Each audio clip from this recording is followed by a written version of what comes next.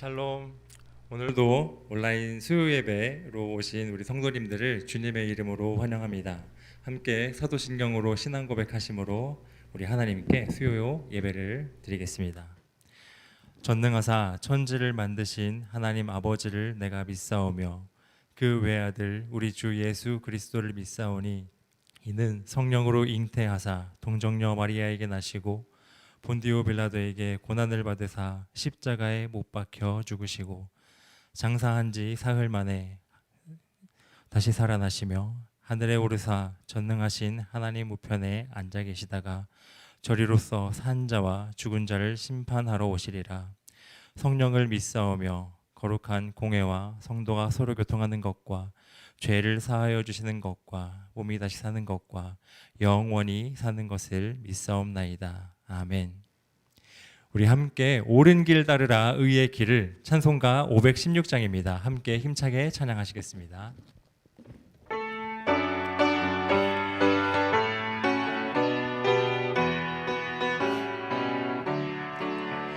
옳은 길 따르라 의의 길을 세계 만민의 참된 길 이 길 따라서 살기를 온 세계에 전하세.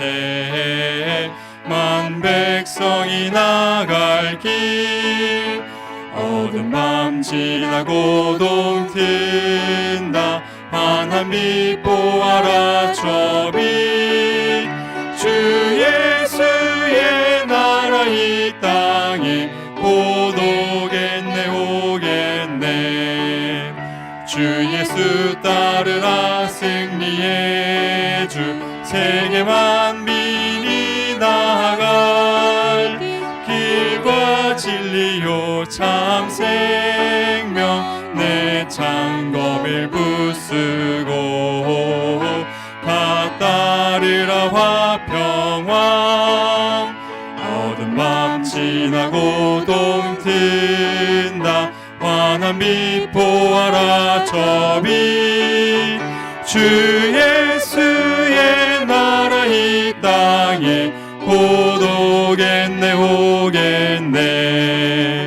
놀라운 이 소식 알리어라 세계 만민을 구하려 내 주 예수를 보내신 참 사랑의 하나님 만 백성이 따를 길 어두운 밤 지나고 동 튼다. 환한 빛 보아라 저 빛 주 예수의 나라 이 땅에 곧 오겠네 오겠네. 고난 길 헤치고 찾아온 길 많은 백성을 구한 길 모두 나와서 믿으면 온 세상이 마침내 이 진리에 살겠네. 어두운 밤 지나고 동 튼다. 환한 빛 보아라 저 빛 주 예수의 나라 이 땅에 곧 오겠네 오겠네. 3절입니다. 놀라운 이 소식 알리어라 세계 만민을 구하려 내 주 예수를 보내신 참 사랑의 하나님 만 백성이 따를 길 어두운 밤 지나고 동 튼다. 환한 빛 보아라 저 빛 주 예수의 나라 이 땅에 곧 오겠네 오겠네. 고난길 헤치고 찾아온 길 많은 백성을 구한 길 모두 나와서 믿으면 온 세상이 마침내 이 진리에 살겠네. 어두운 밤 지나고 동 튼다. 환한 빛 보아라 저 빛. 주 예수의 나라 이 땅에 곧 오겠네 오게. 어두운 밤 지나고 어두운 밤 지나고 동 튼다. 환한 빛 보아라 저 빛. 주 예수의 나라 이 땅에 곧 오겠네 오겠네. 아멘. 네, 우리의 믿음의 고백을 함께 했으면 좋겠습니다. 주 품에 함께 찬양하시면서 우리 폭풍 가운데, 이 어려움 가운데 걸어갈 때에도 함께 하시는 하나님을 함께 찬양했으면 좋겠습니다.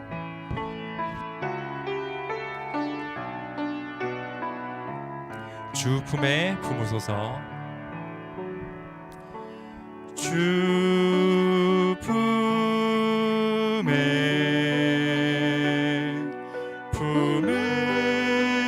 품으소서. 능력에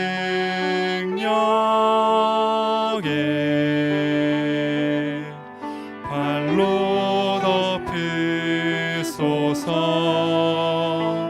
거친 파도 날 향해 와도 주와 함께 날아오르리.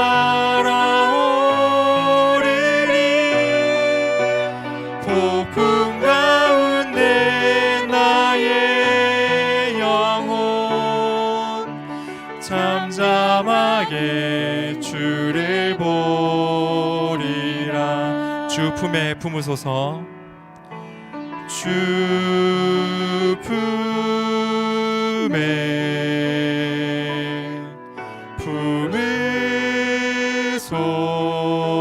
품으소서.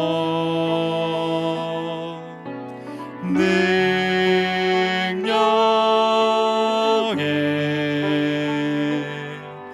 발로 덮으소서. 거친 파도 날 향해 와도 주와 함께 날아오르리. 폭풍 가운데 나의 영혼 잠잠하게 주를 보리라. 주님 안에 나 거하리. 주님 안에 나 거하리.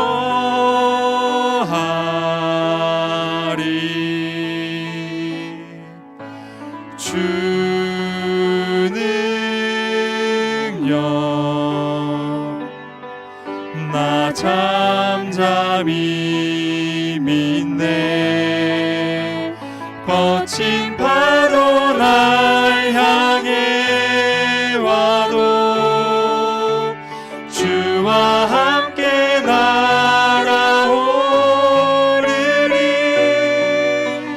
폭풍 가운데 나의 영혼 잠잠하게 주를 보리. 거친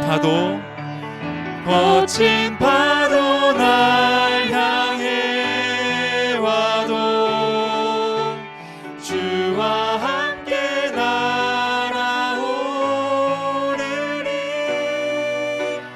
폭풍 가운데 나의 영혼 잠잠하게 주를 보리라.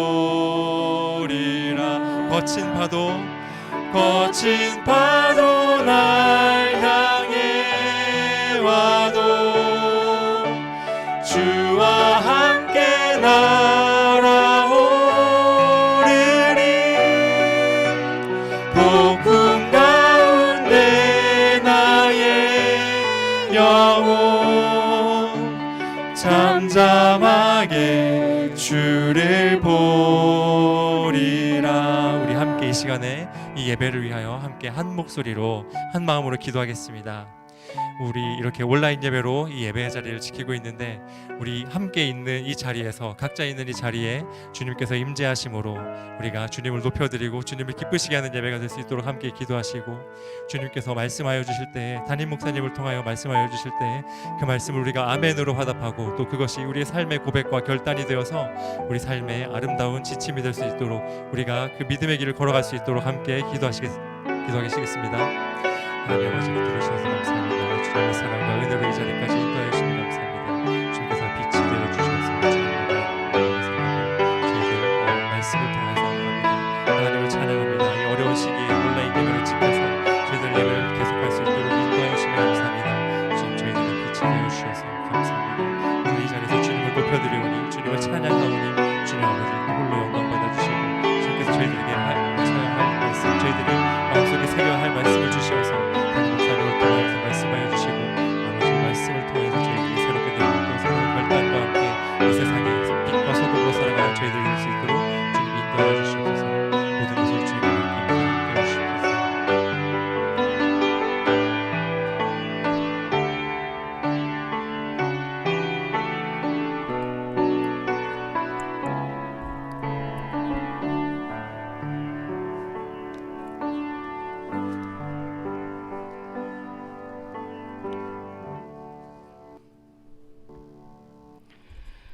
삼 일 동안 평안들 하셨습니까? 오늘 3일 저녁 기도회, 오늘도 하나님의 말씀으로 은혜 나누도록 하겠습니다. 믿음의 사람들을 이어서 오늘 사도 바울에 대한 말씀이 되겠습니다. 사도행전 9장 1절로 9절까지 보겠습니다.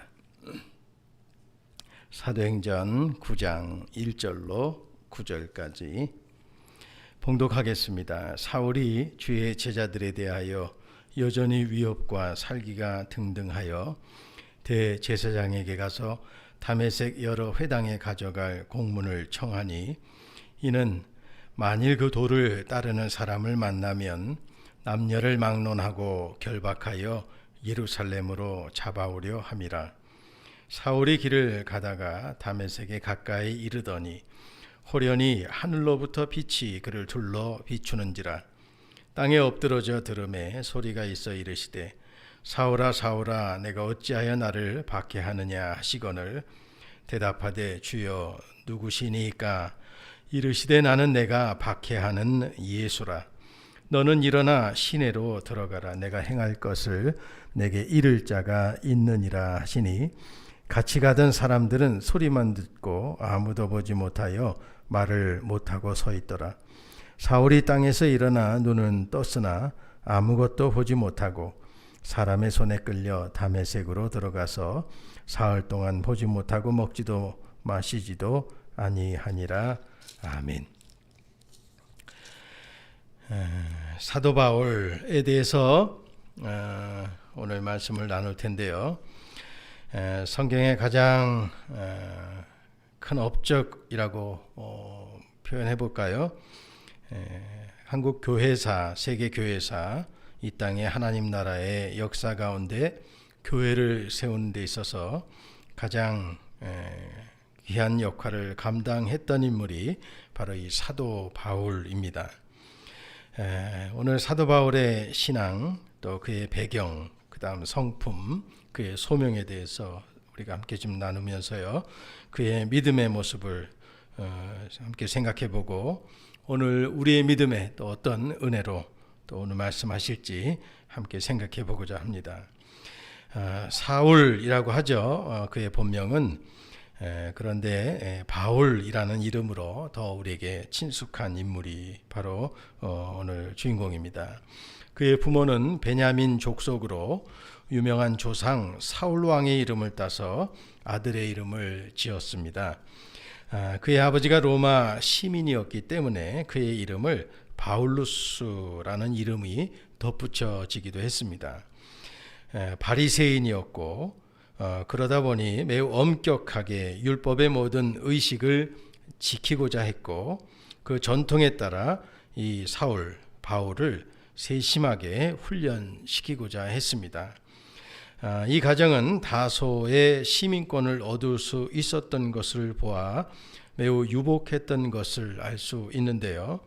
그들은 거의 전 세계적인 언어인 헬라어 외에도 팔레스타인의 아람어도 사용했습니다.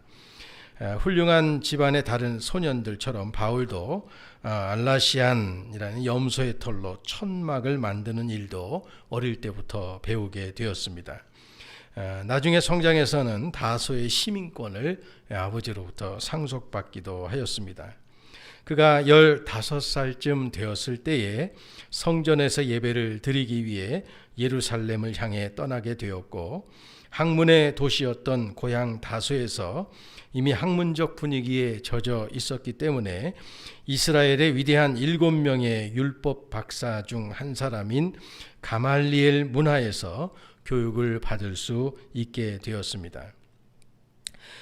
당시에 훌륭한 선생으로 추앙받던 이 가말리엘은 율법의 미라고 불리우는 사람으로 고매한 인격과 박식한 학문으로 당시에 유명했던 학자였습니다.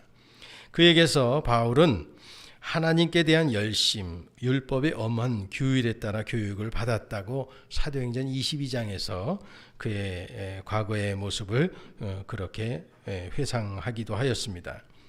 바울이 대제사장들에게 접근할 수 있었으며 또 신임을 받았던 것을 볼 때 예루살렘에서의 그의 위치도 짐작해 볼 수가 있습니다. 산헤드린 회원이었고 순교자들을 정죄하는데 찬성표를 던졌습니다. 예리한 정신력은 학문에서 동료들을 능가하기도 했고요. 동족 중 여러 연갑자보다 유대교를 지나치게 믿어서 자기의 유전에 대하여 더 열심이었던 자다라고 간증하기도 하였습니다. 그의 여러 서신 중에 나타난 자서전적 이야기를 보게 되면 개종 이전의 자신을 매우 확신적이며 내세를 믿고 청결한 생활과 율법을 준수하고 존경할 만하고 하나님 앞에 책망받을 것이 없는 율법의 열심인 자로 스스로를 소개하였습니다. 나중에 이제 예수님을 오늘 본문에서 다메섹으로 가다가 예수님을 만나고 회심하는 장면이 오늘 사도행전 9장에 나와 있는데요. 교회 사상 가장 다재다능했던 인물이 바로 사도 바울이었습니다. 당시에 제자 중에서 수제자로 그렇게 인정받고 있었던 베드로는 종종 우리가 성경에서 등장하는 베드로의 면면을 보게 될 때 좀 과격하고 좀 극단적이고 다혈질적인 기질을 갖고 있는 것을 볼 수 있고요. 안드레는 굉장히 좀 보수주의적인 성향을 갖고 있었습니다. 그런데 바울은 이 두 가지를 다 가지고 있었던 것으로 보여집니다. 베드로처럼 좀 모험주의적 모습도 있었고 안드레처럼 조심스러운 면도 바울에게서 찾아볼 수 있기 때문에 그렇습니다. 하나님께서는 이 바울의 회심을 교회 사상의 아주 중요한 사건으로 보셨습니다.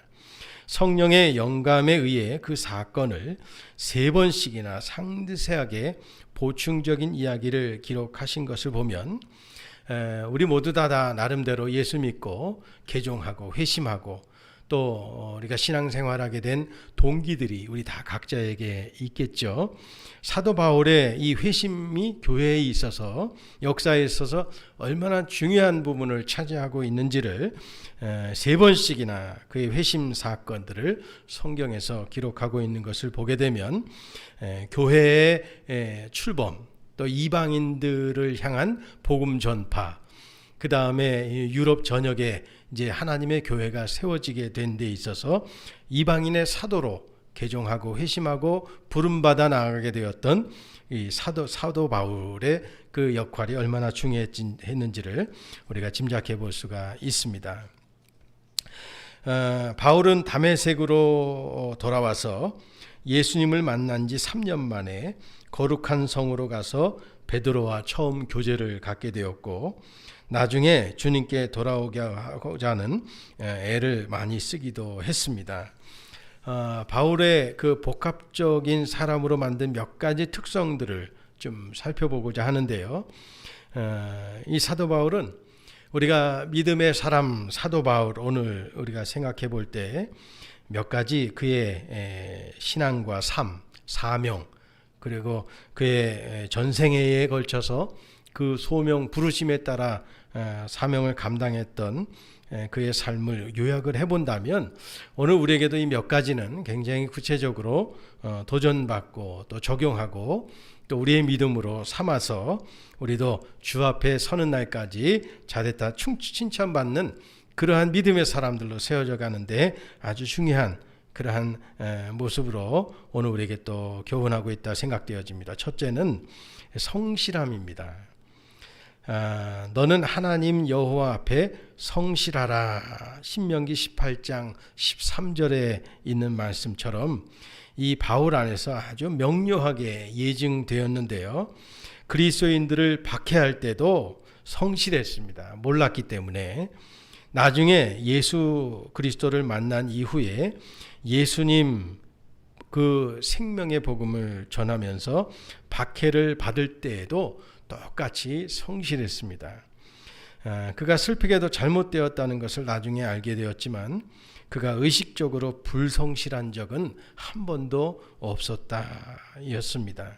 고린도전서 4장 4절에 보니까 내가 자책할 아무것도 깨닫지 못하나 그러나 이를 인하여 의롭다함을 얻지 못하느니라 라는 말이 있습니다. 즉 성실은 이 사도 바울 자신을 드러내는 속성이기도 했다는 이야기입니다. 우리도 신앙생활 하는 데 있어서 성실하기를 원합니다. 우리 돌아가신 원로 목사님 평생의 목회의 좌우명이 있다면 성실, 진실, 충실이었습니다. 사도 바울에게 있어서 우리가 그의 믿음의 모습을 생각해 볼 때 배워야 될 첫 번째는 이 성실성입니다. 앞으로도 우리가 주의 일에 성실한 모습으로 믿음 생활하게 되기를 원합니다. 두 번째는 열심인데요. 그는 그가 착수한 모든 일에 전심전력하였습니다. 어떤 경우에서도 그냥 대충 하는 그런 경우가 하나도 없었습니다. 빌립보서 3장 16절에 나오는 핍박이라는 말은 3장 14절에 쫓아가노라 라는 그 말과 같은 말이었습니다. 이처럼 이 사도 바울은 모든 일에 뭔가를 시작함에 있어서 전심전력하였습니다. 우리도 주의 일을 하는 데 있어서 전심전력 하는 모습으로 그렇게 쫓아가는 그러한 신앙이 되어야 합니다. 또 결단력인데요. 사도 바울은 예수님 앞에 완전히 엎드러질 때에도 그는 분명한 의미를 지니고 있는 질문을 하였습니다. 주여 내가 무엇을 하리이까? 진심으로 하는 이 질문 가운데 그는 이미 순종과 충성을 결심하였던 것입니다. 그의 이처럼 단호한 성품은 망설이는 것을 몰랐습니다. 임무를 알면 바로 행했습니다. 또 겸손인데요. 사도 바울은 위대한 회개에서 나오는 겸손으로 살았고 그 겸손은 그의 신앙생활은 내내 더 깊어만 갔습니다. 나는 사도 중에 지극히 작은 자다 이렇게 그의 겸손함을 고백했고요. 사도로 칭함받기에 감당치 못할 자다 이렇게 고백하기도 하였습니다. 또 모든 성도 중에 지극히 작은 자보다 더 작다 이렇게 본인을 낮췄고요. 모든 죄인 중에 내가 죄인 중에 괴수다 이렇게 했습니다. 그러니까 다른 사람의 죄에 가기 전에 본인의 죄를 생각하게 될 때 얼마나 이것이 큰지를 그렇게 낮춰서 겸손하게 고백한 것이라고 할 수 있습니다. 내가 지극히 큰 사도들보다도 조금도 부족하지 아니하니라라고 어떻게 보면 자신 있게 자신을 나타내는 경우도 없지 않아 있었습니다만, 그러나 겸손하게 부르심 받은 이후에 이방인의 사도로서 사명 감당하는데 그의 믿음의 모습 속에 겸손은 언제나 그를 세우는데 중요한 그러한 신앙의 요소로 작용하게 했다는 이야기입니다. 또 용기인데요. 그는 놀라울 정도로 헬라인들이 높이 평가하는 이상적인 마음의 균형을 드러내 주었습니다. 위험을 찾거나 무모하게 거기 뛰어들지 않는 반면에 주님의 일이 걸려 있기만 하면 한순간도 사도 바울은 위험을 피한 적이 없습니다. 위기와 위험과 반대로부터 조그마한 움츠림도 없었습니다. 도덕적 용기는 육체적 용기와 잘 균형을 이루었습니다. 그의 서신들은 그가 얼마나 충성스럽게 인사 문제와 교회의 어려움을 가지고 어지러운 상황 가운데서 두려움 없이 온유하게 처리했는지를 잘 보여주고 있는데요. 훈계나 책망에 대해서 자신의 마음이 상하는 것을 피하려고 일들을 그냥 내버려 두지도 않았습니다. 두려움에서 일어나 승리하는 법도 배웠습니다. 또 너그러움도 있었는데요. 좁고 답답한 사람 사울에서 아량이 많고 관대한 사람 바울로 바뀐 변화의 회심의 기적 중에 하나는 그리스도의 내재하심이었습니다. 그의 마음을 그것은 넓혔을 뿐만 아니라 그의 마음을 크게 하고 시야를 확대시켜 주었습니다. 하나님의 자비하심, 그 사랑의 넓이, 크기, 높이, 그 깊이에 대해서 성도들을 위해서 기도할 정도였습니다. 오늘 한국 사회에 필요한 부분이 어쩌면 이 너그러움이 아닐까 하는 생각이 되어집니다. 세상의 교회를 향하여 손가락질하고 있습니다. 예전의 교회의 모습이 코로나 이후에 회복되어질 때까지는 적지 않은 시간이 또 노력이 필요할 것 같다는 생각이 듭니다. 그러나 오늘 우리에게 필요한 것은 세상을 향한 믿음의 사람들의 너그러움입니다. 하나 때문에 다 피해를 볼 수 있습니다. 몇몇 대표적인 사람들로 인해서 한국교회 전체가 다 싸잡아 욕을 먹고 있는 상황이긴 하지만, 그러나 이때 오늘 우리에게 한국교회에 필요한 것은 바로 그것을 향하여 똑같이 되갚아주는 것이 아니라 너그러움이었습니다. 사도 바울은 하나님의 일하는 방법과 원리를 깨닫게 되었을 때 너그러울 수 있었습니다. 우리도 마찬가지입니다. 오늘 뉴스를 보니까 절과 성당에서도 확진자가 나왔다는 뉴스를 보았습니다. 너그럽게도 기분이 좋았습니다. 죄송합니다. 마음에 좀 너그러워야 되는데요. 하도 몰려서 그런지 저도 좀 더 너그러워져야 할 것 같습니다. 독립심은요, 사도 바울에게 주의 일을 하는 데 있어서 선한 일에 조심하여라 하는 그 말을 항상 그 마음속에 두고 주의 일을 할 때 사람들에게 좋게 하랴, 하나님께 좋게 하랴. 언제나 그의 신앙은 하나님 중심이었지만 사람을 세우는 데 있어서 얼마나 독립적인 마음을 갖고 주의 일을 했는지 모릅니다. 우리가 섭섭함이 생길 수 있습니다. 주의 일을 하다 보면 나름대로 열심히 했어요. 우리 지난번 살펴본 엘리야서에서 우리가 묵상했던 대목 중에 사도 바울이 엘리야가 이세벨의 그 죽음의 위협, 살해 위협을 피하여서 도망하게 되어집니다. 그때 하나님의 천사가 그때마다 엘리야를 깨워서 먹이고 입히고 또 피난길도 알려주고 그렇게 안내하면서 하나님의 위로하심으로 그를 다독일 때 그가 이런 고백을 하면 내가 하나님에 대하여 유독 열심을 내었다라고 이야기합니다. 그렇게 열심을 내었는데 누구 하나 알아주지도 않습니다. 오히려 세상으로부터 자기 혼자 죽음의 위협을 받고 있는 것처럼 그렇게 느껴졌을 때 외로웠을 것입니다. 그때 하나님은 하늘에서 엘리야에게 환상 중에 말씀했습니다. 너만이 아니다. 지금 바알과 아세라, 바알에게 무릎 꿇지 아니한 자 7천을 내가 남겨두었다고 하였습니다. 혼자가 아니었습니다. 7천이나 하나님이 예비하셔서 중보하게 하고 그렇게 하나님의 일을 감당케 했습니다. 엘리야 혼자가 아니었습니다. 우리도 주의 일을 할 때 때로는 섭섭함이 있을 수 있습니다. 외로울 수 있습니다. 힘들 때가 있습니다. 그러나 바울처럼 하나님 앞에서 담대하십시오. 그냥 그것 때문에 섭섭해할 필요가 없습니다. 이것을 신앙의 독립심이라고 해야 할까요? 누구 때문에 내가 시험당하는 것이 아니라 좀 독립적인 모습도 우리 안에 좀 필요한 것 같다는 생각이 되어집니다. 사도 바울은 친밀했습니다. 기독교 사역의 독소인 개인주의적 또 무책임한 독립을 사도 바울은 벗어날 수 있었던 부분도 없지 않아 있었는데요.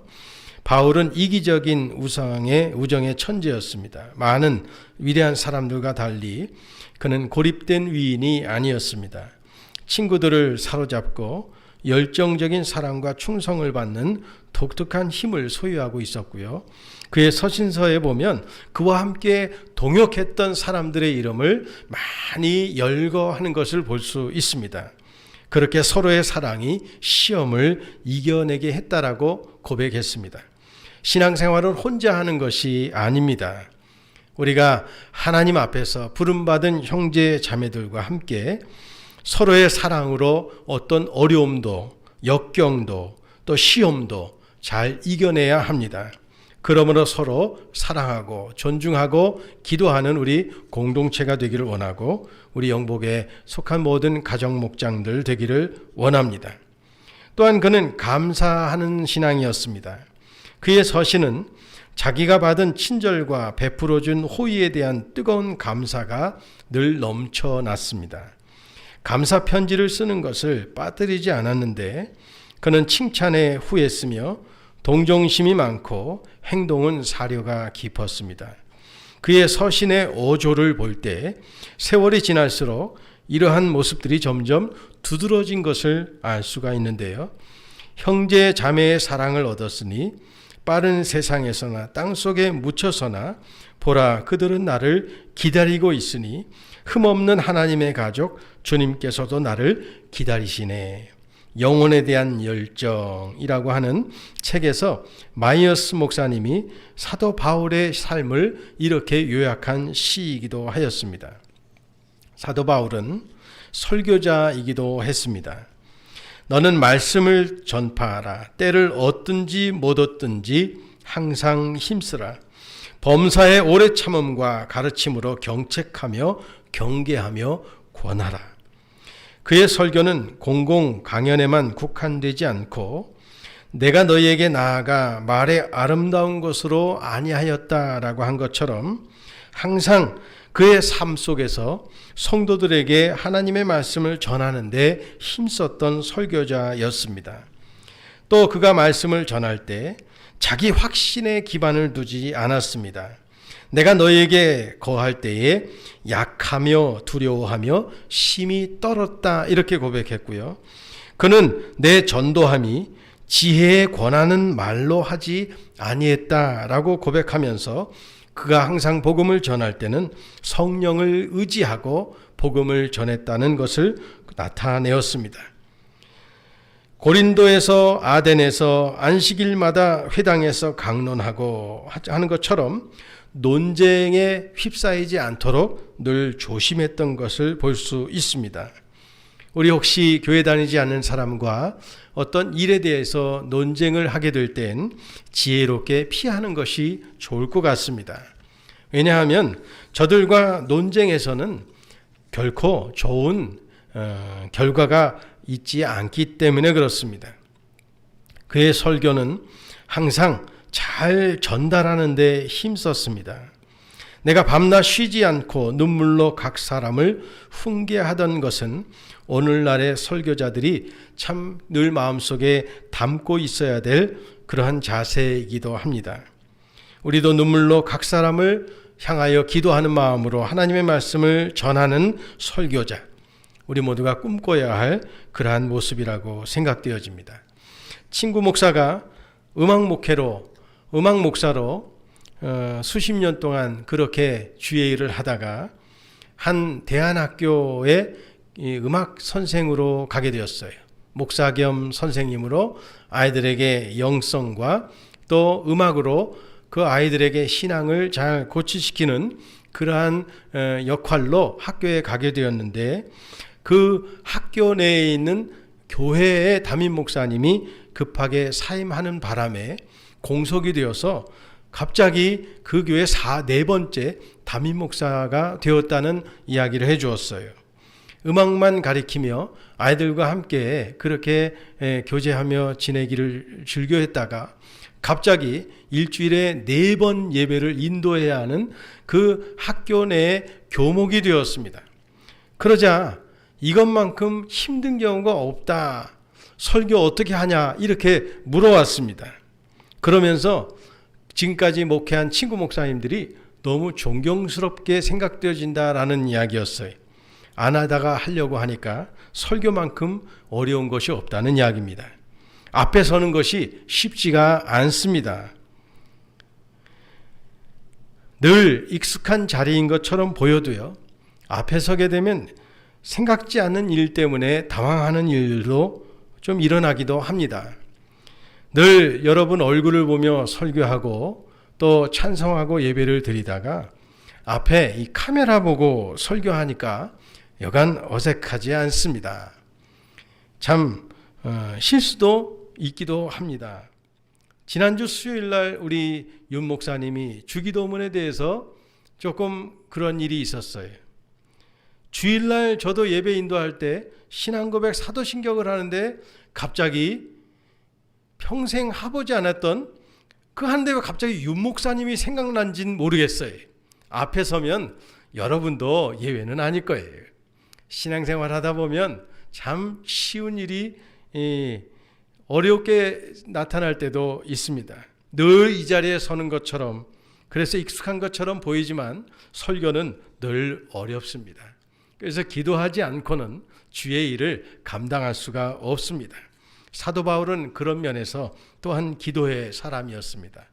기도만큼 그 사람의 영적 생활의 질을 잘 드러내주는 것은 없습니다. 그의 서신 가운데 나타나는 꾸밈이 없는 자신을 드러내는 바울의 기도에 우리는 감사해야 합니다.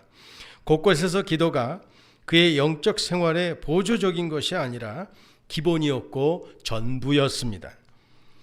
놀라운 사실은 바울은 어느 곳에서도 우리 대부분의 사람들처럼 기도가 없는 심령 때문에 슬퍼하고 있지 않다는 점입니다. 그는 기도의 책임을 다하지 못하는 실패 때문에 자신을 책망해야 할 필요가 없었습니다. 그는 기도의 확신을 빼앗아가는 존재감 때문에 괴로워하지도 않았습니다. 그의 기도는 어떤 형식적인 형태를 따르지는 않았으나 결코 흐트러지거나 부주의하지도 않았습니다. 어디에서도 기도의 정당성을 설명하거나 옹호하지 않았습니다. 그는 기도를 그리스도인의 타고난 태도요, 영적 생활의 정상적인 표현으로 생각했습니다. 기도는 때로는 조용하고 명상적이었고 때로는 타오르는 열정으로 하늘까지 불타올랐습니다. 그의 기도는 감사로 충만했습니다. 하나님의 자비하심과 신실하심에 대한 확신으로 가득 차 있습니다. 전형적인 그리스도인의 모습을 발견한 것은 아마도 그의 설교보다 기도에서였을 것입니다. 그에게 있어 기도는 계속 되풀이된다는 의미에서 끊이지 않았습니다. 로마서 1장에서, 고린도전서 1장에서, 에베소서 1장에서, 골로새서 1장에서, 데살로니가전서 1장 3절에서 보면 쉬지 않고 너를 생각하며 늘 기도한다라고 했습니다. 그의 생생하고 강한 모습의 언어로 사용하고 그러면서도 그 생명을 걸고 싸우는 군사처럼 또 어버이처럼 또 한 영혼을 불쌍히 여기는 목자의 심정처럼 그런 사랑으로 한 사람을 대하기도 하였고 또 장군처럼 대하기도 하였습니다. 이처럼 모두가 다 너희도 우리를 위하여 간구함으로 도우라 할 정도로 기도가 사역에 있어서 얼마나 중요한지를 우리에게 나타내 주었습니다. 사도 바울의 일생에 있어서 그의 삶을 논하고자 한다면 가장 많은 부분을 할애해야 할 부분은 아마 그의 선교 사역일 것입니다. 바울이 갖고 있었던 로마 시민권은 오늘날 기독교 선교사들이 선교 사업 가운데 겪는 두 가지 어려움을 면제해 주었습니다. 그 당시에는 우리식으로 말하자면 치유의 법권이 없었습니다. 그리고 외국 땅이 없었습니다. 바울은 가는 곳마다 어디나 그의 정부의 통치 아래에 있었습니다. 이탈리아나 스페인에 가서 외국의 사법권에 순종해야 하는 외국인으로 일하지 않았습니다. 그는 로마 제국의 어디에서나 자유로운 시민권자였습니다. 또 자기의 문화권으로 가는 곳마다 전도하고 사회적 경제적으로 거리가 없을 정도로 친숙했습니다. 통일된 제국 안에서 그가 얼마나 복음을 전하기에 이루었던 여러 가지 장점들을 갖고 있었는지를 우리가 볼 수가 있는데요. 요즘 선교 사역들보다도 훨씬 더 자유로웠을 것입니다. 그가 1차, 2차, 3차 선교 여행을 갈 때 안디옥 구브로를 거쳐 소아시아 중남부에서 사역, 또 여러 동역자들과 함께 복음을 전하게 되었는데요. 그의 1차 사역, 그 다음에 2차 신라와 함께 전도 여행을 떠났던 부분들, 그 다음에 아시아 예배소를 중심으로 3차 전도 여행을 떠났던 그의 선교 복음 전파 사역에 대해서는 당시에 땅끝까지 복음을 전파하라 명하신 주님의 명령에 순종하여서 될 수 있는 대로 발 닿는 곳마다 복음을 전하기 위해서 그가 얼마나 많은 지역을 다녔는가를 우리가 그의 사도행전 통해서도 우리가 볼 수 있습니다. 나중에 로마에 가고자 하였는데요. 결국 로마에서 그가 예루살렘에서 체포당해서 예루살렘을 거쳐 가이사라로 호송되었고 결국 로마로 호송되어 2차 투옥대전 이후 AD 67년경에 사도 바울은 그의 일생을 순교로 마감하게 되었습니다. 사도 바울의 주요 업적을 좀 평가하면서 오늘 말씀을 정리할까 합니다. 회심 이후 이방인의 사도로서 이방인 정도의 길을 닦았습니다. 즉 유대인만의 기독교가 아니라 누구든지 예수의 이름을 부르는 자는 구원을 얻는다라는 이 모든 하나님 나라의 통치 구속사적 그 길을 열어놓았던 인물이 사도 바울이었습니다. 또 3차 걸친 세계 전도 여행을 통하여 수많은 교회를 세웠던 인물이 바로 사도 바울이었습니다. 또 그리스도의 구속 사역과 그의 공생애에 대하여 교리적으로 체계 있게 설명을 하였습니다. 당시에 율법과 이 복음의 자유함과의 충돌이 교회마다 있었습니다. 그때마다 균형 있는 모습으로 때로는 담대하게, 때로는 융통성 있게, 때로는 자유함 속에 이 복음을 전파했던 인물이 바로 사도 바울이었습니다. 모든 것이 가하나 다 가한 것이 아니다라는 부분이기도 하였고 디모데와 디도의 경우에 누구에게는 할례를 행하고 누구에게는 할례를 행하지 않도록 하게 하는 것 가운데 복음의 자유함을 적용시켰습니다. 그의 옥중서신과 목회서신 등 신약 성경의 3분의 1가량을 저술한 인물이 바로 사도 바울이었습니다. 주요 몇 가지 실수도 있었죠. 회심 이전에 그리스도인들을 심하게 핍박했습니다. 그것은 예수 믿기 이전의 모습이었으니 나중에 회심 이후에 분명히 회개했을 것이고 하나님이 용서하셨을 것입니다. 그리고 나서 이제 사울이 아닌 바울로 이방인의 사도로 복음을 위하여 전진하는 표대를 향하여 달려가노라. 그리고 면류관을 바라보며 그의 모든 생애를 쏟으며 복음을 전파했던 인물이 사도 바울이었습니다. 마가의 실수를 덮어주지 못하고 이로 인해 바나바와 심히 다퉜던 일도 있었습니다. 우리도 신앙생활하다 보면 종종 실수도 있습니다. 그러나 실수 때문에 실족해서는 안 될 것입니다. 바울도 이런 그런 실수도 있었습니다. 사람은 다 완벽하지 않습니다. 다 부족합니다. 평가를 보면요, 열정적인 박해자였던 사도 사울이 이제 바울로 되어서 그리스도로 말미암아 강한 자 이방인의 사도로 하나님이 보내신 곳마다 가리지 않고 가서 열정적인 하나님의 일꾼이 되었습니다. 우리도 회심 이후에 지금까지 신앙생활에 왔는데요. 아직도 우리가 더 주님 부르신 날이 많이 남아 있을 것입니다. 부르시는 날까지 우리도 주를 향한 열심으로 쉬지 않고 하나님의 사랑과 은혜를 나누는 전파자로 복음 증거자로 사시는 저와 여러분 되시기를 바랍니다. 당대 최고의 교법사에게 교육을 받았고 로마 시민권을 가진 당당한 신부님에도 불구하고 교만하지 않도록 하나님은 그에게 또 연약한 모습도 갖게 하셨던 것으로 보여집니다. 여러분, 약함 때 곧 강함이다. 사도 바울이 그런 고백하지 않습니까? 약하다고 약고 죽지 맙시다. 부족하고 없다고 그냥 그렇게 주눅들 필요 없습니다. 당당하게 하나님이 내게 주신 것으로 말미암아 만족하고 감사하고 또 그것으로 말미암아 최선을 다할 때 하나님 그걸 통해서 영광 받으실 줄로 믿습니다. 바울은 자신의 사역을 통해 개인적인 이권이나 명예와 즐거움을 도모하는 것이 아니라 사심없이 복음 전하는 데만 헌신했습니다. 사랑하는 성도 여러분, 오늘 사도 바울의 믿음의 모습 속에서 오늘도 개인적 이권이나 명예와 즐거움을 도모하는 것이 아니라 사심없이 신앙생활하고 주의 일을 하는데 끝까지 변함없이 헌신할 수 있는 믿음의 사람들 되시는 저와 여러분 되시기를 바랍니다. 내가 복음을 전할지라도 자랑할 것이 없음은 내가 부득불할 일임이라. 만일 복음을 전하지 아니하면 내게 화가 있을 것임이라. 그의 평생의 마음속에 두고 있었던 성구였습니다.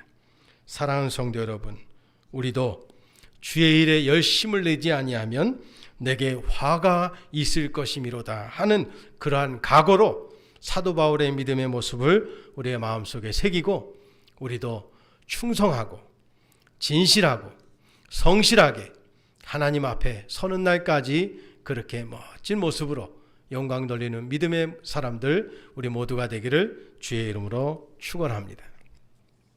세 가지 기도 제목 놓고 기도하겠습니다. 돌아오는 주일 또 마지막이기를 원합니다. 비대면 예배 또 온라인 예배 이번 주 돌아오는 주까지 그렇게 예배 드려야 합니다. 가정에서 우리가 잘 준비하고 기다렸다가 온라인으로 항상 어느 목사님이 그러시대요. 하나님 앞에 예배드림은 언제나 비대면이었다고 하는 말이 저한테는 참 공감이 됐습니다. 하나님 앞에서 우리 언제나 대면 예배 드린 적 없습니다. 비대면입니다. 온라인 예배 우리 주일날 그렇게 드릴 때 비록 얼굴과 얼굴을 뵙지는 못하지만 그러나 하나님 앞에서 정말 내 가정이 하나님 앞에 예배하는 처소로서 영광 돌리는 주일을 맞이할 수 있도록 그 첫 번째를 위해서 기도하겠고요.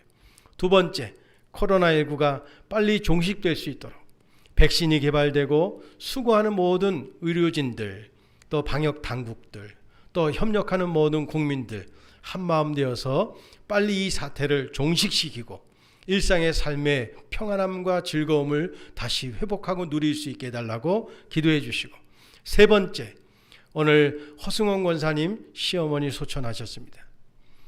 어제 소천하셔서 내일 발인하는데요. 가뵙지를 못했습니다. 장례 잘 마치고 오시라고 그러한 말씀 나눴는데요. 장례 잘 마칠 수 있도록 기도해 주시고 아울러 우리 환우들 위해서 중보해 주시고 우리 다음 세대들 이번 사태로 인해서 더 우리 다지고 준비하여서 어린 생명들로부터 시작해서 이 사도 바울이 우리에게 준 복음의 역사가 다시 힘있게 일어설 수 있는 계기가 되게 해달라. 우리 함께 통성으로 기도하겠습니다. 하나님 아버지, 오늘 3일 기도회에 모여서 저희들도 함께 주의 말씀 나누며 기도합니다. 돌아오는 주일 예배를 위해서 기도합니다.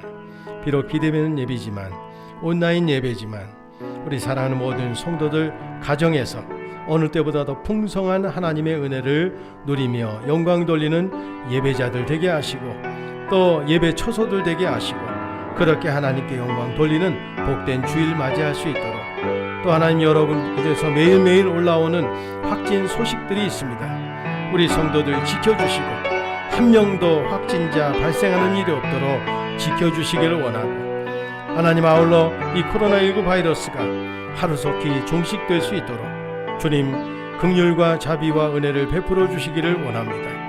수고하고 앞장서서 이 모든 사태를 수습하고자 애쓰고 헌신하는 많은 사람들이 있습니다. 하나님 도우셔야만 하겠습니다. 도와주셔야만 합니다. 우리도 하나님 조심하고 노력하여서 하나님 이 땅에서, 또 우리가 늘 일상에서 불편함이 아닌 마스크를 벗고 그 우리에게 주신 이 자연 아름다운 것을 누리며 서로 교제하고 함께 식탁을 누리고 또 그렇게 사랑을 나누며 모인다는 것이 얼마나 복된 것이었는가를 절실하게 깨닫게 하시고 계시오니, 하나님 종식되게 한 이후에 저희들 기쁨으로 만나 더 깊은 교제를 나누게 하시고, 더 하나님 목장 모임도 더 즐거이 갖게 하시고, 서로 더 같이 밥 먹는 것이 얼마나 감사한 것인가를 하나님 저희들 다시 회복할 수 있는 날이 속히 올 수 있도록 은혜 베풀어 주시기를 원합니다.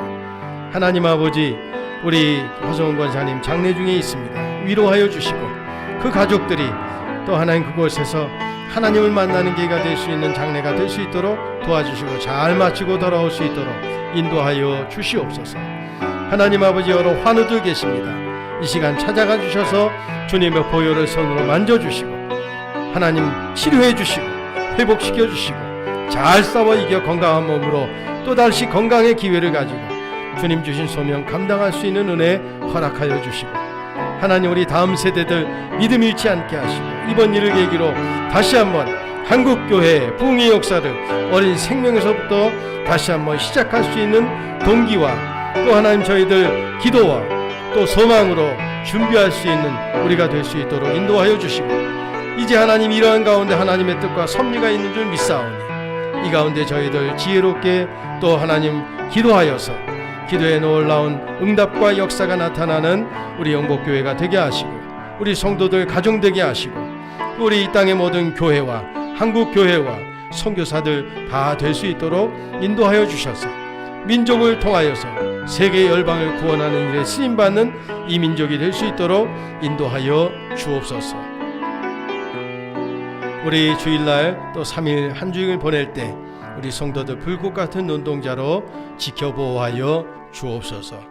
예수님의 이름으로 기도합니다. 교회 소식 나눕니다. 코로나19 집합 금지 명령이 한 주 연장됨에 따라 돌아오는 주일까지 온라인 예배로 실행하겠습니다.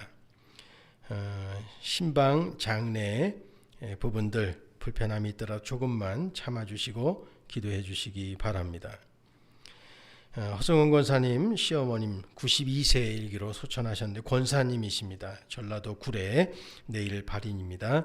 잘 장례 마치고 올 수 있도록 기도해 주시기 바랍니다.